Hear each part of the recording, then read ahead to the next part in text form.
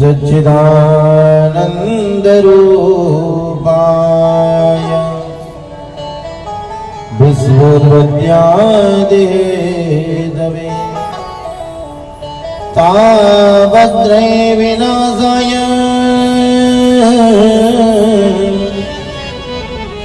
श्रीकृष्णाय वयं नमः। बोलिए सच्चिदानंद भगवान की परम मंगलमय भगवान की अहेतुकी कृपा, भगवान की विशेष कृपा के फलस्वरूप हम आप सभी भगवान के इस परम मंगलमय दिव्य धाम में हनुमान जी के परम पवित्र मंदिर में बैठकर आप लोग थोड़ा शांति बनाकर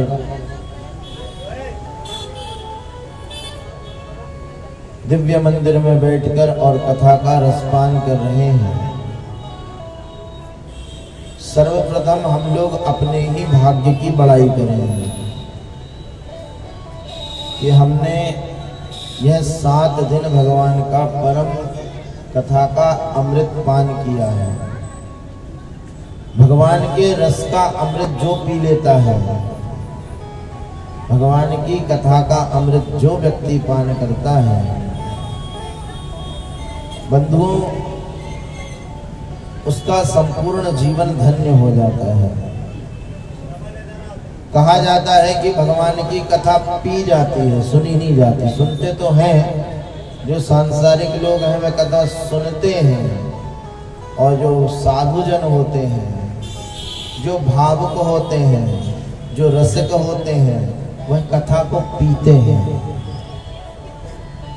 और पीने का अभिप्राय मुख से पिया जाता है। कुछ पेय पदार्थ हो तो मुख से पिए, लेकिन यह कथा कानों से पी जाती है। निगम कल्पतरोर्गलितं फलम् सुखमुखादमृतद्रवसंयुतम् पिबत भागवतं रसमालयम् मुहुरहो रसिका भुवि भावुका। यह पीने की चीज है। कथा को सुना तो जाता ही है, लेकिन जो भावुक होते हैं वह कथा को पीते हैं। पियो पियो रे प्याला श्याम रस का, भगवान के रस को पिया जाता है। और कहा जाता है कि जो हमारा हृदय है ना, हृदय में काम, क्रोध, लोभ, मोह, मद, मात्सर्य इत्यादि अनेक चीजें भरी पड़ी हैं। और अंदर जब इतना सब कुछ भरा हुआ है तो भगवान अंदर आकर विराजमान कैसे होंगे? भगवान को तो श्रवण किया, कथा दोनों कानों से आपके अंदर गई, हृदय में विराजमान हुई। और जब हृदय में विराजमान होती है तो वही कथा भक्ति का रूप ले लेती है, वही कथा भक्ति बन जाती है। जब वह कथा हृदय में बैठती है और भक्ति बन जाती है। अब हृदय में तो वैसे ही गंदगी है, हृदय में तो वैसे ही गंदगी है, प्रत्येक व्यक्ति के हृदय में गंदगी है। काम, क्रोध, लोभ, मद, मात्सर्य इत्यादि सब कुछ भरा हुआ है। तो फिर क्या करें? बोले, जब वह कथा आपके हृदय के अंदर पहुंचती है, भक्ति का रूप लेती है, और जब माता भक्ति, अच्छा माताओं का स्वभाव भी होता है कि जहां गंदगी दिखी और वो साफ करना प्रारंभ कर देती हैं। और भक्ति मैया भी यही कार्य करती हैं, आपके हृदय में पहुंचकर वह गंदगी को साफ करने लगती हैं, आपके अंदर के दुर्गुणों को दूर कर देती हैं।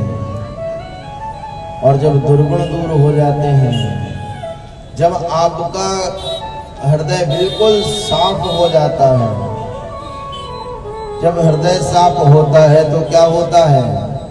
सुंदर हृदय, साफ हृदय परमात्मा को प्रसन्न करता है। और भगवान तो वैसे ही बेघर माने जाते हैं। भगवान तो आए दिन इसके उसके हृदय में कब्जा करने का प्रयास करते हैं। कोई उनके अनुसार कोई बढ़िया सुंदर सा हृदय उन्हें प्राप्त नहीं होता, मिलता नहीं है। और जैसे ही उन्हें सुंदर हृदय वाला व्यक्ति मिलता है तो भगवान उसके अंतस्थ में विराजमान हो जाते हैं। निर्मल मन जन सो मोहि बाबा, मोहि कबड चल झूले बाबा। निर्मल मन सो मोहि बाबा, मोहि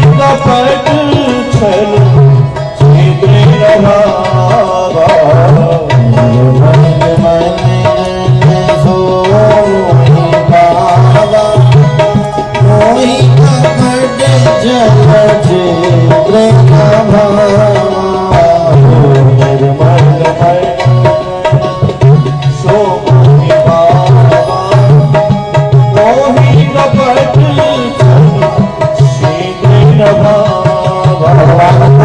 चित्र नहीं पसंद है।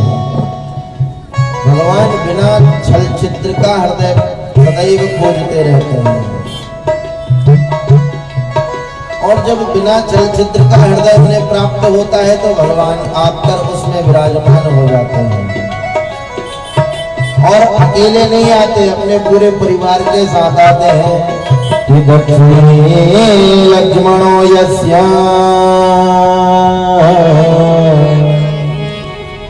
वामे च जनकात्मजा पुरतो मारुतुल्यस्य तं वन्दे रघुनन्दनम्। दक्षिण भाग में लक्ष्मण जी, वामे च जनकात्मजा माँ सीता, और सामने हनुमान जी महाराज बैठ जाते हैं। आपके हृदय में सब आपके इष्ट आकर बैठ जाएंगे, जिन्हें आप मानते हैं, जिनको आप पूजन करते हैं, जिनका आपका हृदय झुकने को उत्साहित हो जाता है। और याद रखना एक चीज और, कि ऐसा नहीं है कि कोई व्यक्ति अगर हमारे इष्ट देव अथवा हमारे भगवान राम जी हैं तो हम कृष्ण जी से घृणा करें, या हम कृष्ण जी का अपमान करें, अथवा हम हनुमान जी का अपमान करें, गणेश जी का अपमान, अन्य किसी देवता का अपमान ना हो। जब भी हम देवताओं के पास जाएं तो उनसे बस यही, कई लोग क्या करते हैं कि हमारे अगर इष्ट भगवान श्री कृष्ण हैं तो हम श्री कृष्ण के ही सामने सर झुकाएंगे, बाकी हम किसी के सामने सर नहीं झुकाएंगे। क्यों भैया, तुम उनसे बड़े हो गए। कहा जाता है कि आप दूसरे देवताओं का, अर्थात जो आपके इष्ट नहीं है, उनके सन्मुख भी प्रणाम करिए। और प्रणाम करके बस यही मांगिए, प्रभु हमारी प्रीति हमारे इष्ट में हो जाए, उनकी कृपा हमारे ऊपर हो जाए, ऐसा भगवान से प्रार्थना करिए। तो ऐसे विशेष कृपा, ये कथा की बात हम कर रहे हैं, ऐसी दिव्य कथा का रसास्वादन आप लोग कर रहे हैं। ऐसी दिव्य कथा जो मुक्ति का एकमात्र साधन श्रीमद् भागवत है, इसके अतिरिक्त और कोई दूसरा साधन मुक्ति का है नहीं। भक्ति भगवान की कथा सुनने से ही आती है, अर्थात घूम फिर के कथा ही सबसे बड़ा मुक्ति का साधन माना जाता है। इसके पश्चात हम भगवान श्री हनुमान जी महाराज को प्रणाम नमन करते हैं। हनुमान जी को प्रणाम नमन, जिनकी छत्र छाया, पवन छत्र छाया में हम बैठे हैं, कथा का रसास्वादन कर रहे हैं। और महाराज कल तो कथा हो रही थी और मुझे तो लग रहा था कि इस भगवान के दिव्य विवाह में स्वयं हनुमान जी नृत्य करने लगे हों, विवाह का दर्शन करने आए हों।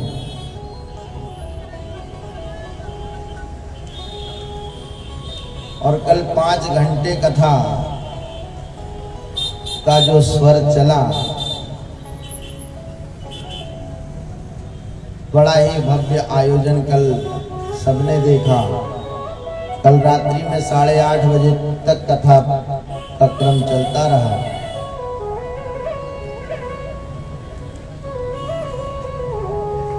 और जिसके कारण थोड़ी बहुत परेशानी हमारे गले को हो गई है, लेकिन कोई दिक्कत नहीं है।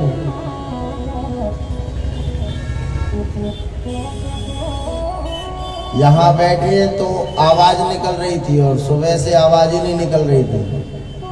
ये हनुमान जी की ही कृपा है।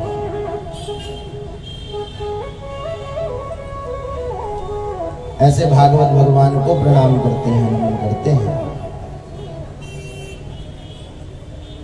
और भगवान के दिव्य विवाह को मनाया गया।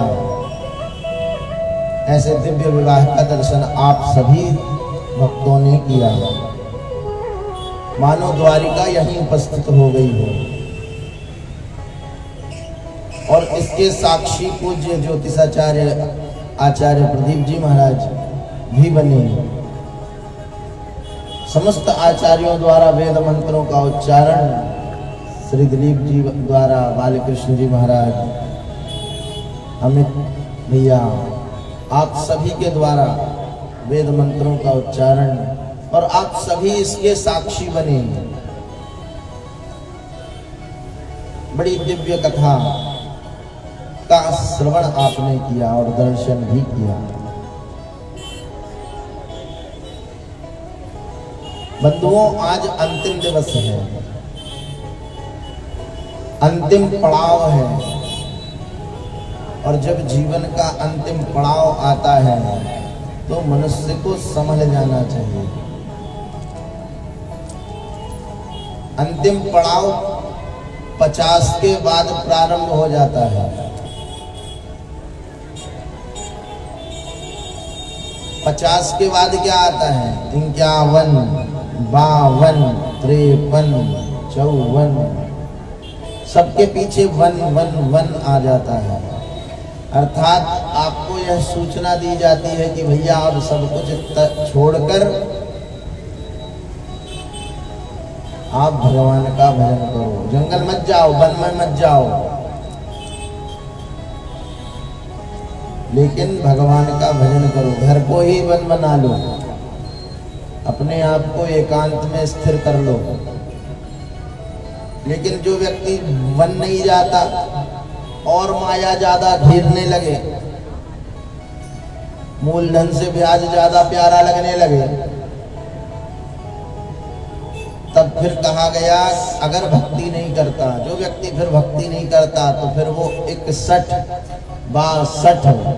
अर्थात मूर्ख। जो भगवान की भक्ति नहीं करता वो फिर मूर्ख होने लगता है। आप लोग तो भगवान की खूब भक्ति कर रहे हैं और भगवान की दिव्य कथा का श्रवण कर रहे हैं। और कहा जाता है कि जो व्यक्ति भगवान का यह दिव्य चिंतयन्तो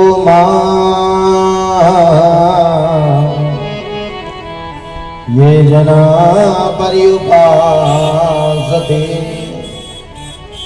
तेषां नित्याभियुक्तानां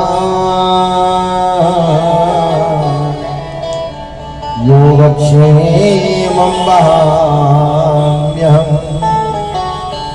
जो व्यक्ति अनन्य भाव से मेरा चिंतन करता है, भगवान की दृढ़ प्रतिज्ञा है कि जो व्यक्ति अनन्य भाव से मेरा चिंतन करता है तो योगक्षेमं वहाम्यहम्, उसका संपूर्ण योगक्षेम वहन करने की पूरी गारंटी मेरी है। वह पूर्ण रूप से मेरा हो जाएगा। जो व्यक्ति पूर्ण रूप से मेरा होगा उसका योगक्षेम वहन मैं ही करूंगा। फिर किसी को करने की आवश्यकता नहीं है, फिर किसी को चिंता करने की आवश्यकता नहीं है। योगक्षेमं वहाम्यहम्, ऐसा भगवान का दिव्य माधुर्य। और एक संत हुए हैं मलुकदास जी। जब उन्होंने सुना कि भगवान किसी को भूखा उठाते जरूर हैं लेकिन सुलाते नहीं हैं,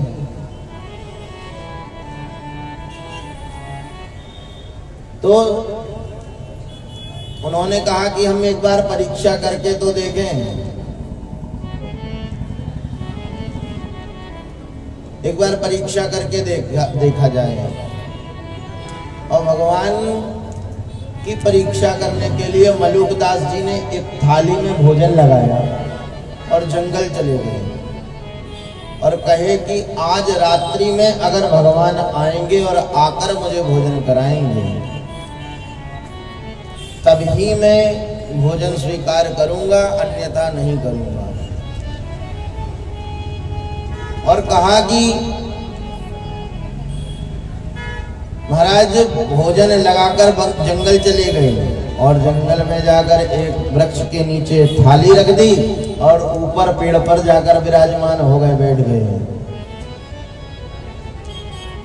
और जब पेड़ पर बैठ गए, डाकुओं का कुछ झुंड वहां से निकला।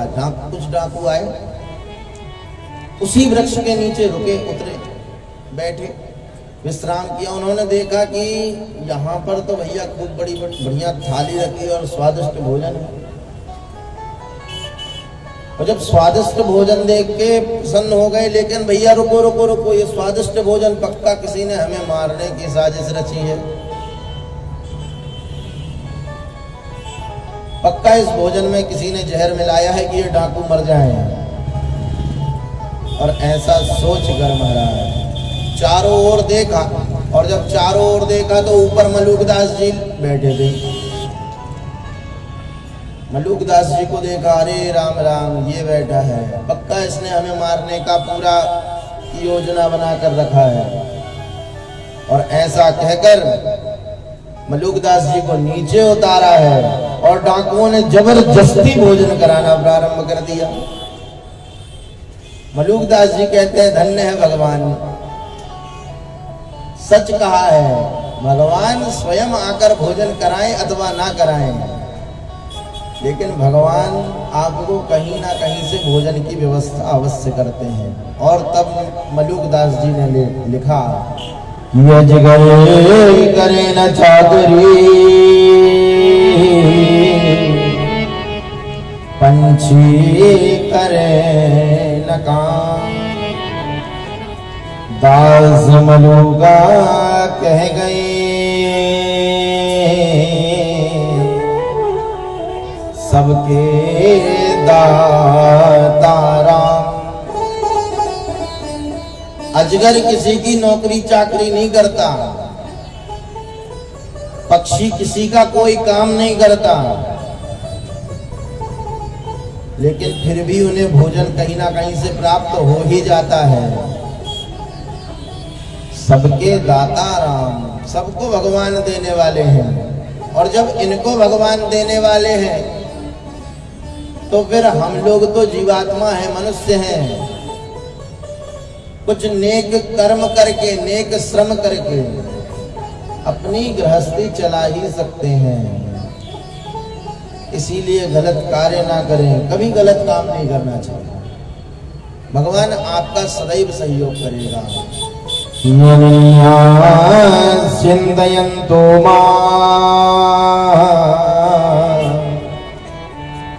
ये जना पर्युपासते तेषां नित्याभियुक्तानां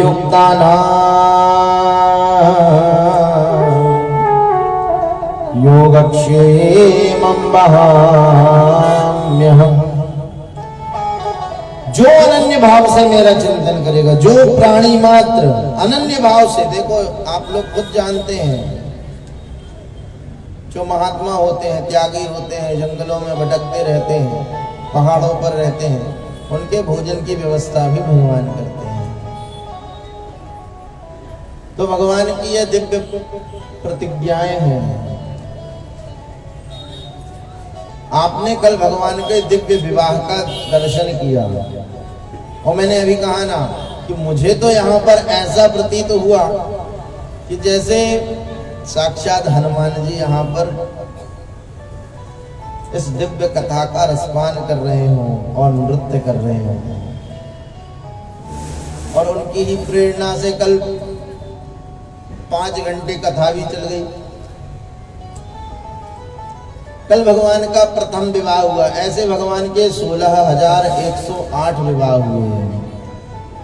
और सबसे पहले भगवान का रुक्मणी जी से एक पुत्र पैदा हुआ। वासुदेव वासुदेवांसो दग्धः प्राग्रुद्रमन्युनः देहोपबद्धयो भूयात् तमेव प्रत्यपद्यत।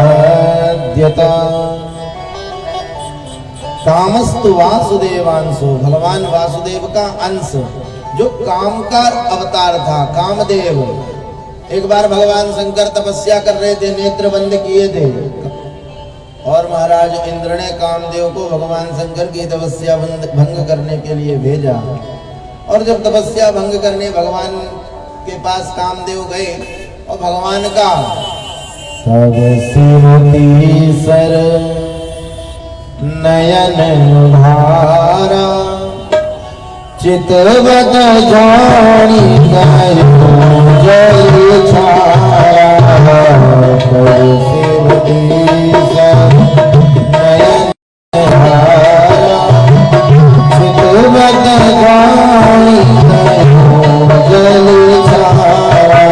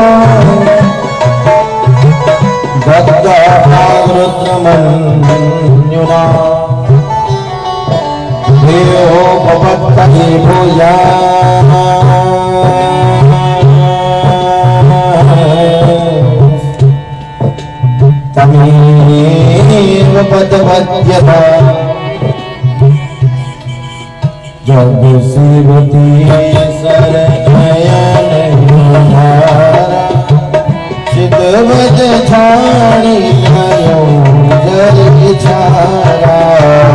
जब शिवती सर नयन धारा चितवत छाणी गयो जल छाया। जय सिया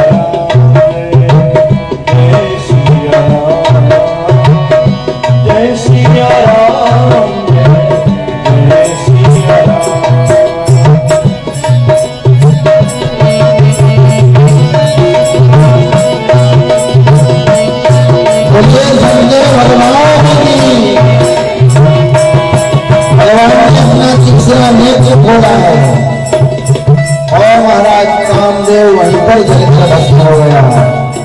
काम की पत्नी की रति ने रुदन किया कि प्रभु हमारा तो कार्य ही यही है। तब भगवान ने कहा चिंता मत करो, जब भगवान का द्वापर युग में कृष्ण का अवतार होगा, भगवान जब कृष्ण के रूप में जन्म लेंगे तब उनके पुत्र के रूप में कामदेव को प्रकट होंगे। और ऐसा वरदान दिया है। और वही कामदेव भगवान के प्रथम पुत्र प्रद्युम्न के रूप में जन्म लेते हैं। बोलिए प्रद्युम्न महाराज की जय। प्रद्युम्न का जन्म हुआ है। प्रद्युम्न अभी जन्म ही लिए और सूतिका ग्रह से संबरासुर नाम के दैत्य ने भगवान के पुत्र को उठा लिया, अपहरण कर लिया और अपहरण करके ले गए। संबरासुर जानता था कि ये हमें मारने वाला है, ये हमारा काल है। और संबरासुर ने जब उठाया और उठाकर वहीं द्वारिका के समुद्र में फेंक दिया और उस बालक को मछली ने खा लिया है, मछली ने निगल लिया।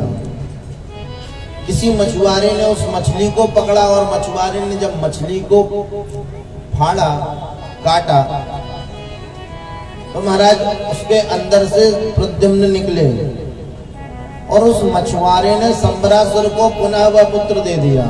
संबरासुर ने कहा भैया ये पहचाना तो था नहीं, वह पुत्र उसके महल में जो उसकी रसोई बनाती थी,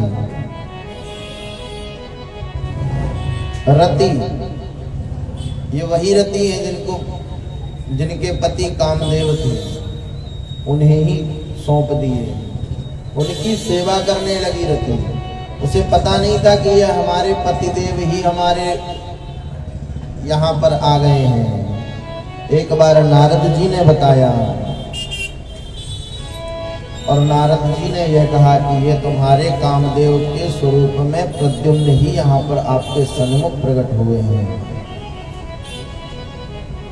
और रति को प्रद्युम्न प्राप्त हो गए, कामदेव पुनः प्राप्त हो गए। आगे की कथा आती है कि भगवान के विविध विवाह हुए, अनेक विवाह हुए हैं। परीक्षित ने पूछा महाराज हमें प्रत्येक विवाह श्रवण करने की इच्छा है, हमें विवाह श्रवण कराइए।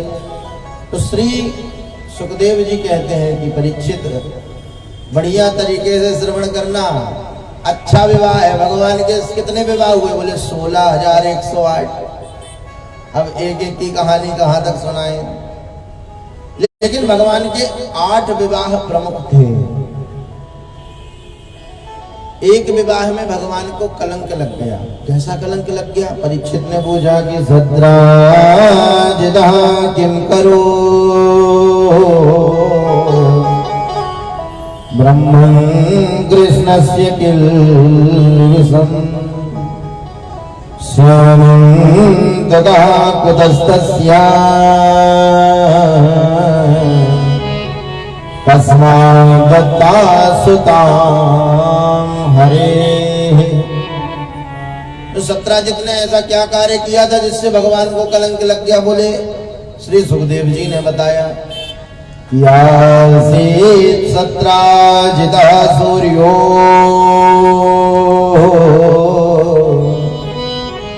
भक्तस्य परमा सखः।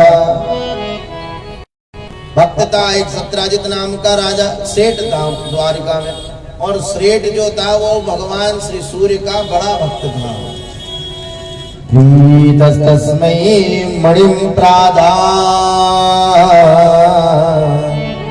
और भगवान सूर्य ने उसे एक मणि दी, बड़ी सुंदर मणि, ऐसी मणि जो सदैव एक भार सोना रोज देती थी, और एक भार सोना देती थी। और जो व्यक्ति उस मणि को धारण कर ले तो ऐसा लगता जैसे कि साक्षात सूर्य देव स्वयं चले आ रहे हों। और एक दिन की बात है, उसने भगवान श्री कृष्ण के दर्शन की इच्छा की, और भगवान के जब दर्शन करने द्वारिका गया तो राजमहल के जो द्वारपाल थे उन्होंने कहा प्रभु ऐसा लगता है साक्षात सूर्य देव आ रहे हैं। भगवान ने कहा सूर्य गुरुदेव नहीं आ रहे। बोले वो सत्राजित आ रहा है। और सत्राजित से कहा कि सत्राजित तुम एक काम करो। क्या करें? बोले ये जो मणि है ये तुम्हारे किसी कार्य की है नहीं। क्यों महाराज, हमारे काम की क्यों नहीं है? बोले तुम्हें इतने स्वर्ण का करना क्या है, तुम हमारे कोष में जमा कर दो, राज्य कोष में जमा कर दो, और जो तुम्हें स्वर्ण चाहिए वो हम तुम्हें खूब दे देते हैं। और ये स्वर्ण नगर के हमारे द्वारिका के कार्य आएगा। उसने दो टूक भगवान को मना कर दिया कि हम नहीं दे पाएंगे, हम बिल्कुल नहीं दे सकते। अब भगवान के साथ छल करने वाला व्यक्ति कहाँ तक सुखी रह सकता है। उसने भगवान को बिल्कुल मना कर दिया कि हम बिल्कुल नहीं दे सकते। भगवान ने कहा भैया जैसी तुम्हारी इच्छा। और अंततोगत्वा जब भगवान कि यहाँ से वह चला, लौटकर घर गया, कुछ दिन बाद उसका छोटा भाई, सत्राजित का छोटा भाई प्रसेन ने कहा भैया हम ये मणि पहन लें। भैया ने कहा पहन लो, थोड़ा हम शिकार खेलाएं। खेलाओ। मणि पहनकर शिकार खेलने चला गया। अब मणि देख के सिंह उस प्रसेन के पास आया और सिंह ने प्रसेन का वध कर दिया। प्रसेन की मृत्यु हो गई। सिंह ने अपने मुख में मणि दबाई है और दबाकर आगे बढ़ा है और उसी मणि को देखा है श्री जामवंत जी ने। ये वही जामवंत जी हैं, रामचरितमानस वाले। जामवंत के वचन सुहाए सुनि हनुमंत हृदय अति भाई। वही यह जामवंत जी हैं जो जंगल में रह रहे थे।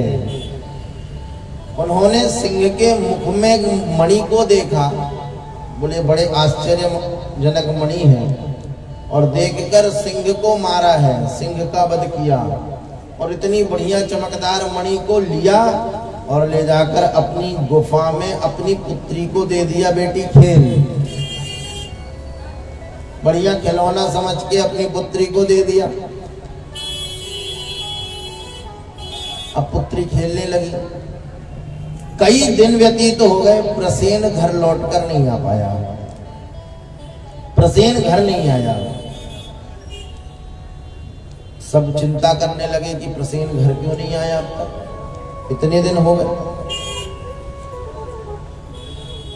भाई सत्राजित चिंतित रहने लगे। तो चिंतित होने के कारण उन्होंने एक दिन उनकी पत्नी ने पूछा कि प्रभु आप चिंता क्यों कर रहे हैं, क्या बात है, आपकी चिंता का कारण क्या है। तो श्रीमती को व्यक्ति सब कुछ बता देता है। व्यक्ति अपनी श्रीमती जी से कह दे कि भैया एक बात बताएं, बोले हाँ बताइए, लेकिन किसी से कहना नहीं। तो ये पक्की बात है कि वो पूरे मोहल्ले में वो चली जाएगी बात। एक पंडित जी थे, वो पंडित जी की श्रीमती सदैव उल्टी चलती। पंडित जी को जब भूख लगती तो पंडित जी कहते आज उपास है, तब पंडित जी को जबरदस्ती खवाए।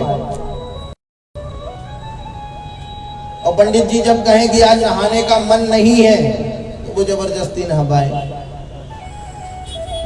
पंडित जी ने एक युक्ति सोची। पंडित जी ने कहा कि अब मेरे मन में जो बात रहेगी मैं उसका उल्टा ही बोलूंगा तो मेरी पत्नी मेरे मन की करेगी। और पंडित जी को कोई कार्य करना हो तो पंडित जी उसका उल्टा बोले। भूख लगी है तो ये कहते कि हमें उपास है, तब जबरदस्ती जल्दी जल्दी भोजन बनाए और भोजन करवाए। अब एक बार कुंभ का मेला लगा। अब कुंभ के मेले में जाना है पंडित जी को। पंडित जी ने कहा अभी श्रीमती के बिना जा नहीं सकते। अभी श्रीमती से कहेंगे चलो तो वो कहेगी क्या जरूरत है ठंड में नहाने की। तो श्रीमान जी ने कहा, पंडित जी ने कहा कि एक काम किया जाए, देवी कुंभ का मेला लगाए लेकिन अपने राम को क्या अपन 4 बाल्टी ज्यादा नहाएंगे, घर में नहाएंगे। श्रीमती ने कहा नहीं, 12 साल में एक बार लगता है, जाएंगे जरूर जाएंगे। पंडित जी ने कहा हो गई मनती। और पंडित जी स्नान करने गए हैं और जब स्नान कर रहे थे, स्नान पंडित जी ने तो कर लिया, अब देवी जी स्नान करने गई। पंडित जी से गलती हो गई। पंडित जी ने कहा थोड़े आगे मत जाना, गहरा है। बोलती मैं तो जाऊंगी। गई, आगे गई, डूब गई। अब डूब गई, बह गई। अब जो गोताखोर थे वो सारे के सारे गोताखोरों ने सब दौड़ लगाते हैं और महाराज जैसे ही अंदर गए, पंडित जी ने कहा इधर से मत ढूंढो, वहां से ढूंढो। बोले महाराज जिस तरफ बहाव होगा उसी तरफ जाएगी ना। बोले नहीं, जो जिंदगी भर उल्टी चली हो वो सीधी नहीं बहेगी, वो उल्टी बहेगी, वो उल्टी ही जाएगी।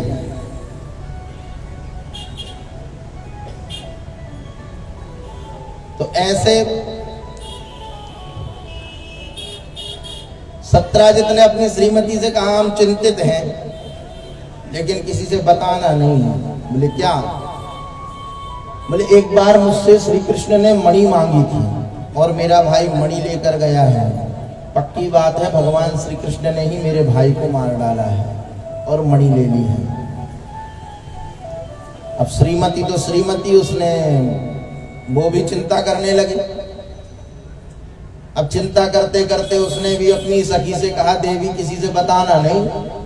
तो देवी जी ने बोला हाँ हाँ बताना, क्या समस्या है?